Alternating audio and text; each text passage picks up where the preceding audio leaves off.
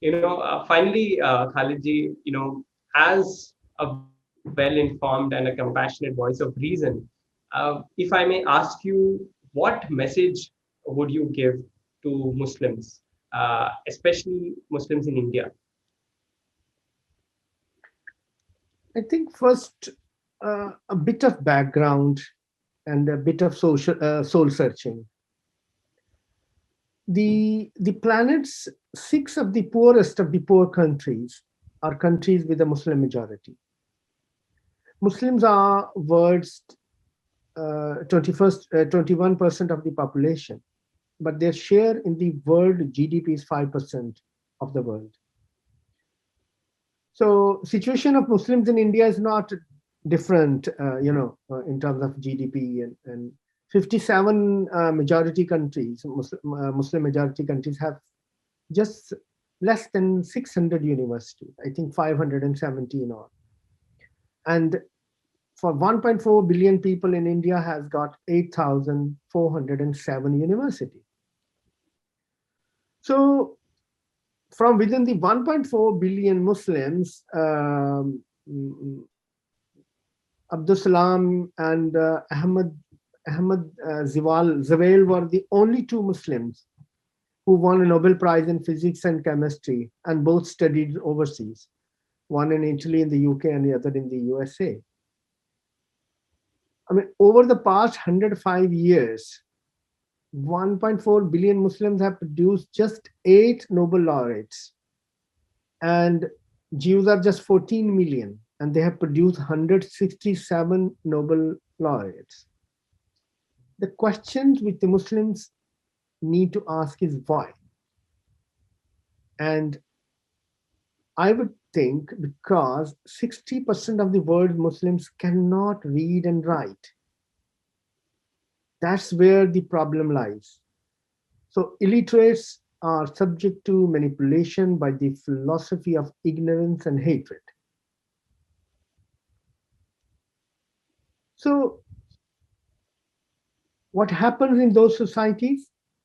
Muslim societies religiously shun secularism. Scientific thought is superseded by dogma.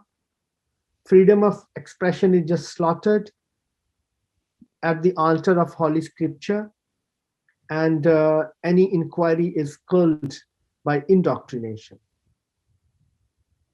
But my brothers, Muslims, brothers and sisters need to understand that it wasn't always like that in the Muslim societies. There is a period in Islamic history which is called the Golden Age of Islam, which was from 8th century to the 13th century until Mongols decimated it, during which most of the historically Islamic world was ruled by various caliphates, and science and economic development and cultural work flourished. That was the age when the Arab scholars saved old classical works by translating them into other languages. These Arabs assimilated scientific knowledge of the civilizations they had overrun, including ancient Greek, Roman, Persian, Chinese, Indian, Egyptian. The scientists advanced field of algebra, calculus, geometry, chemistry, biology, medicine, astronomy. Art forms flourished during those golden age, including ceramics, metalwork, textiles, woodwork, calligraphy, etc. That is, and they had a huge line of great philosophers and scientists, which are still, relished by their knowledge is relished by the West so far still. That is what we need to do it now, today. It is education, secularism, no blind faith, think and questioning and inquiry. So uh, if that is something needed. I mean, when I was 10 years old, my father gave me a book which was a kind of an easy reader of Quran, which was in English and Urdu.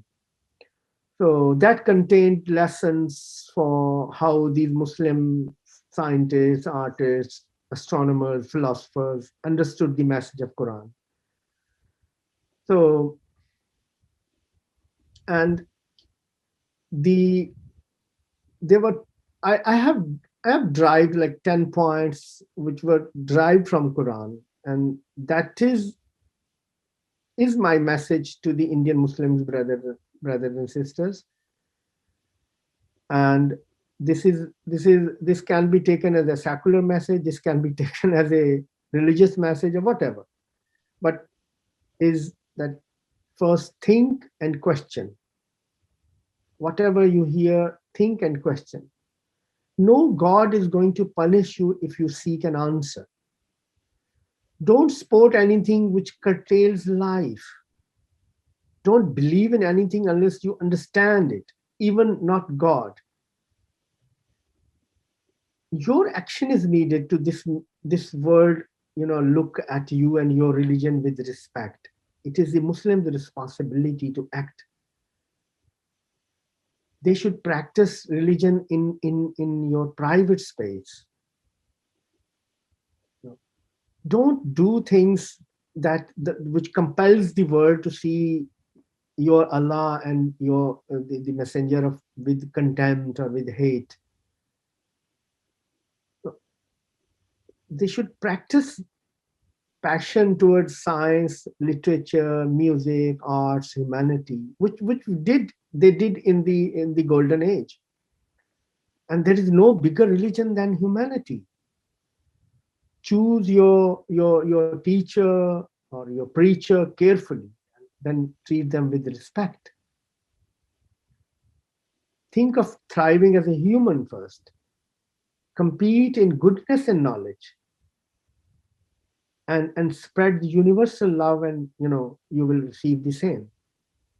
That's the fundamental things which are actually for everyone, be that a Hindu, a Muslim, a Christian. These are the things which if they go back to their own book with a different mindset, they will find it, that this is what was picked up by those people, but those of their ancestors, and they become the golden age for more than 6 centuries, for 600 years. So that's I think all I can say and appeal actually. Very well put, Khalidji. Thank you so much. It has been a very fascinating conversation. I think we have spoken about a wide variety of issues, I think from India to Europe and various different dimensions of life. And I'm really grateful for you for taking out time and joining us at the Festival of Bharat. It has been a thoroughly enriching conversation. Thank you so much, Khalidji. Thank you so much for inviting me to speak. Thank you, Khalidji. And to our viewers, I would like to request you, please do like, share, and subscribe to our videos. Continue supporting us, and we will be back with another such fascinating conversation. Until then, please take care. Namaste.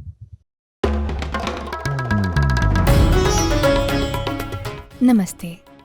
We hope you enjoyed this Chitti Media content.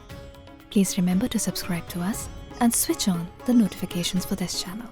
For our other social media links, more content, and to support our work, please visit citti.net.